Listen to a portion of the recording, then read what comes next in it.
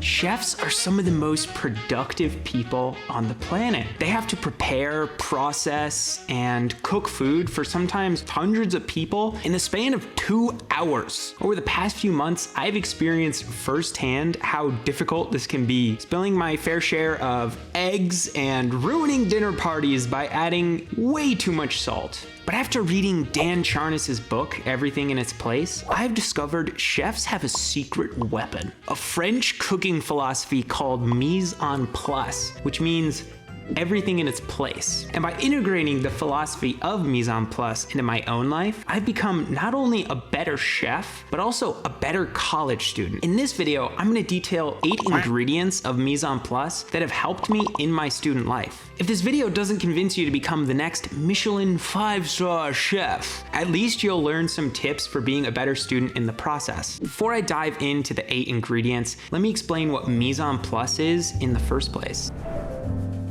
Mise-en-place is a French cooking term that means everything in its place. It comprises 3 central values: preparation, process, and presence. Inside preparation, chefs spend time buying ingredients, pre-cutting, braising, stewing, or doing any other process that needs significant amounts of time. Similarly, much of student life is a preparation for the next test or essay due through studying, reading, writing, and attending office hours. Process includes the techniques chefs use in the cooking process itself. Similarly, my process as a student includes the techniques I use to study for different classes, how I manage my time to complete assignments, and how I create a healthy relationship between work, physical health, social health, and mental health. Finally, presence includes the skill of being in the moment while cooking. As a student, this involves finding a way to balance thinking about longer-term goals like upcoming tests, events, or career plans, alongside being able to find enjoyment in the present moment. In this way, Mise-En-Place is both a physical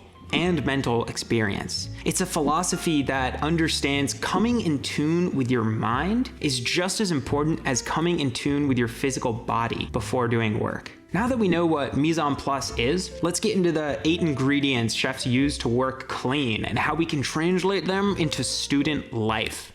Sequence.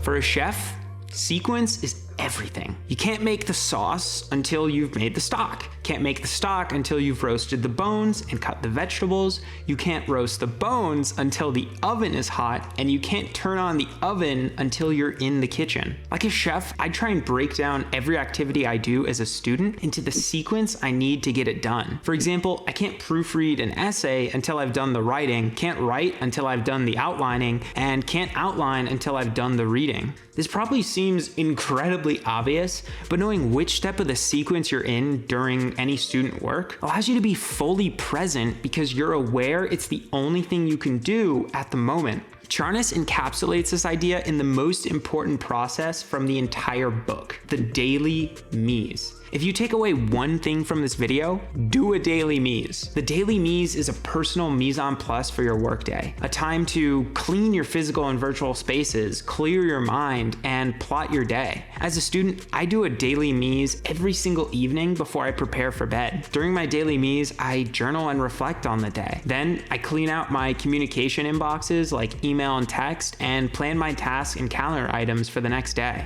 I roughly schedule out what I will do and when. This doesn't mean I'll stick to the schedule exactly the following day. The creation of the plan is most of the benefit in itself because it fosters intention for your next day. Arranging spaces, perfecting movements. Chefs, more than most other people, intuitively understand that the organization of their physical environment affects their mental environment. This is because cognition isn't brain-bound, but rather extends itself into the outside world. In other words, our external environment directly affects the way we think, experience, and sense. Chefs take this concept into account by arranging spaces in ways that help them offload the need to remember from their brain. For example, when cutting onions on a cutting board, they always have uncut onions on the left onions they're currently cutting in the middle, and fully cut onions on the right. By using the physical environment to organize the steps of onion cutting, they give their brain the freedom to think about other things. Similarly, as a student, I align my physical space with the work I'm doing. I have bookmark folders for repetitive tasks. I work in places I know will aid me cognitively, like coffee shops and libraries, while I'm amongst other motivated and passionate students. Most importantly, I don't leave a jar of peanut butter next to me while I work, because we all know what would happen in that case. You can learn more about how you can understand and utilize the consequences of extended cognition in my video book summary on The Extended Mind by Anne Murphy Paul, which you can check out up above. Cleaning as you go. Chefs know a messy station equals a messy mind. To solve this, chefs clean as they go. When they don't have anything else to do, maybe they're waiting for onions to brown, they set to work cleaning what they have used so far. As a student, I implement this by doing small logistical tasks during my random breaks throughout the day. For example, in the 5 minutes before class, I close extra tabs, respond to communication mediums, or update my task list and calendar. This is something I wish my brother and dad followed, because sometimes I'll go into the kitchen and it will look like an absolute catastrophe. Making first moves.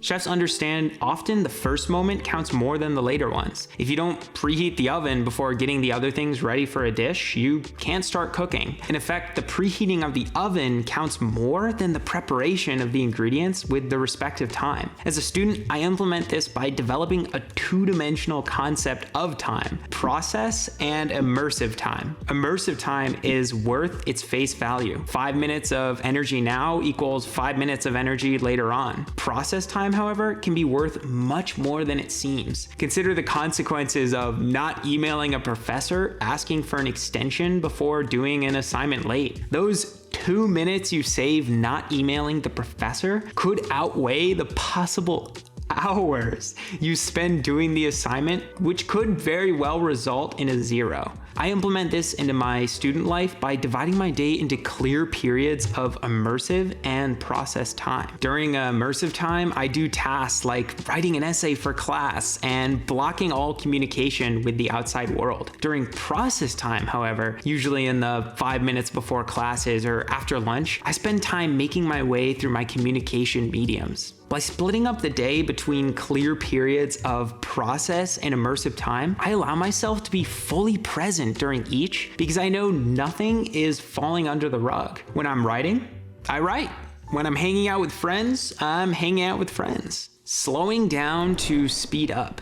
Chefs understand that sometimes they need to take a breath and slow down to speed up. They clean, wipe down their stations, and take a break. Similarly, as a student, you have to create a healthy relationship between your work, physical health, social health, and mental health. Contrary to some opinions of other students at Cornell, humans are not meant to stay up until 3 a.m. studying and surviving solely off a sugared up caffeinated latte kick. To stay sane, I get a full 8 hours of sleep every night, try to exercise twice a day, and try to eat one meal a day with a friend. On Fridays and on the weekends, I try and do something fun with friends, like going on a long hike, heading down into Central Ithaca for an event like Chili Fest, or investing in my hobbies like creating content for my YouTube channel, blog, and podcast. I think particularly at Cornell, one of the most rigorous and challenging institutions in the world, really easy to get stuck on grades. I know some students that wear the amount of work they are doing and the little sleep they're getting like badges of honor on their chest. Instead of doing this, I give myself time to rest and reflect. I spend at least 30 minutes a day walking around in nature with nothing but my thoughts. I journal daily and reflect on my journals during my weekly, monthly, and yearly reviews. Over time, I develop an understanding for the things that fill me with energy, as well as the things that drain me. Then I pre-schedule the things that fill me with energy into my calendar. If you want to learn more about how I do this, check out my video, Creating My Best Average Day with Obsidian Periodic Notes, up above. Open eyes and ears. Chefs develop an ability to be focused and at the same time aware on multiple levels. Charnas calls this behavior open eyes and ears. During prime dinner time, the kitchen is often chaotic. Chefs have to understand how to separate the signal from the noise. Ordering, fire, pickup are words they must learn to break their concentration and focus so they can listen to them. As a student, I've done this by attuning myself to certain people and communication mediums I deem most important. I surround myself with people that energize me. For your friend group, I believe someone should have to consistently pass what I call the vampire test. If you feel more energized or content after interacting with someone, they pass. If instead you feel like your life energy has just been sucked out of you, it's a no-go. By using this test, I've kept myself away from those who only talk about academics, how little sleep they got last night, or how much work they have. In addition, I've defined a capture toolkit, a set of 3 main information mediums that form the foundation of my information capture: books, articles, and podcasts. I avoid almost everything else. Alongside this, I've created a list of my 12 favorite questions, which act as filters for the information I capture and reduce information bloat in my second brain. Inspect and correct. Inspect and correct is the chef equivalent of reflecting on experience. After a meal is finished, great restaurants require chefs to pass through a series of 3 people, including the head chef himself, before it reaches the customers. If it doesn't pass inspection, they're given feedback and returned to fix the dish. Inspect and correct functions off the fact that expertise comes from experience combined with reflection. You can do an activity for decades, but if you don't reflect and iterate after each experience, you'll never develop expertise. This is why as students, it's incredibly important we shorten the feedback loops between experience and reflection. I followed this concept by attending professor and TA office hours to get feedback on an essay or an assignment, or simply ask questions related to the class. I ask other students how they're doing assignments, studying, and organizing their day. At the end of the day, while doing my daily Mise, I reflect on what I could have done better and what I can do tomorrow to iterate on the change. Be sure to check out my video on the Obsidian note-taking method that made me fall in love with school again. In addition, read Everything in Its Place by Dan Charnas for yourself in the description below. It's got a ton of other insights that I didn't have time to mention. As always, have a fantastic rest of your day, and bye-bye.